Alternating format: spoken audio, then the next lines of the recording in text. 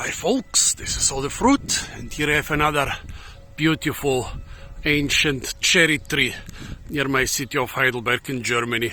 I wonder how long I'll be able to film it because the owner is already watching me through the window. Those Germans. Well, beautiful old tree as you can see here. This one is probably around a meter thick. Very low. It has been pruned regularly when it was younger. Then I guess they left it grow for a couple decades, and now they had to prune it again because it probably started breaking down. When I go further away, you will see that it's not a very tall tree, but the crown is pretty much the size of the house behind it. Nice and beautiful tree. About the age, well, I guess it's 100+ years old. Like towards the end of the 19th century, when they established railroad lines here, cherries became a major cash crop. Before, the cash crops were stuff like hemp, tobacco, wine, hops and so on, all kind of druggy things. But then with the railroad established here, cherries became a major cash crop, and that's why around Heidelberg the main ancient fruit trees you can find are actually cherry trees. This area here is the earliest area in Germany where cherries and most other fruits ripen, because the winters are usually mild, the summers are usually hot for Central European standards. The only problem are the late frosts, like in this year we had frosts in April. So basically around the Rhine Valley there was a lot of fruit cultivation. However, usually the fruit cultivation was at the base of those hills. Like the first 20 meters of elevation or so were dominated by fruits, afterwards dominated by wine. Now you can see there is not a lot of wine. But there is a lot of fruits. That's why in the 19th and 20th century phylloxera and stuff like that and mildew destroyed most of the vineyards. Down here, late frosts were always a problem. That's why there are also traditional German fruit export areas away from the upper Rhine Valley, in areas where fruits ripen later. That means they will usually get a lower price. But in years when the Rhine Valley got hit by severe late frost, the other areas could really profit a lot.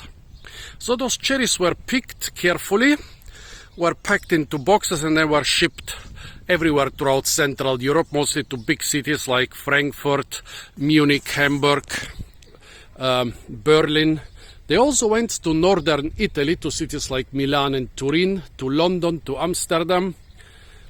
This was a very profitable area for cultivating cherries. Unfortunately, in the last decades, German labor has become pretty expensive, so fruit cultivation in Germany doesn't have it easy compared with areas like Turkey, where most of our cherries come from. Turkish labor is still very cheap. This tree, well, people are taking care of it. Unfortunately, out here in the open, it doesn't have any legal protection. If this tree was in the city of Heidelberg, there is no way they could cut it down without permission from the city. Actually, the guy who is issuing those permits is my personal friend. He would never issue a permit for such an ancient cherry, except if it was sick and in danger of falling over. But out here, unfortunately, they have no legal protection at all. Actually, about 20 years ago, when I was an intern in the Environmental Protection Agency of the city of Heidelberg, I found an orchard. Well, I was sent to an orchard full with such old cherries, all about a meter thick. There was a plot for sale, and the official said, "Oh, wait, this old cherry orchard, I cannot buy it. The potato field next to it, I would totally buy it." I said, "Why?" Because the potato field, I can plant cherries and those improve its stages, and that's what the city wants.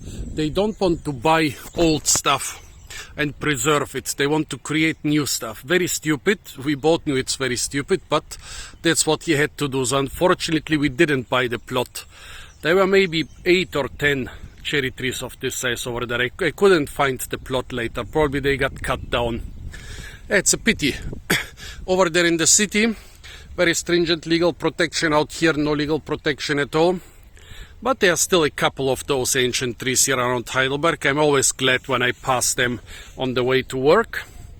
So folks, this was another ancient cherry in the city, well, near the city of Heidelberg, a remnant of an old cash and export crop of the area.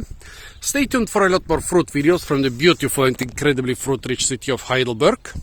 And if you want to see more such content, it's not enough to subscribe to my channel because YouTube stopped recommending my videos even to more subscribers.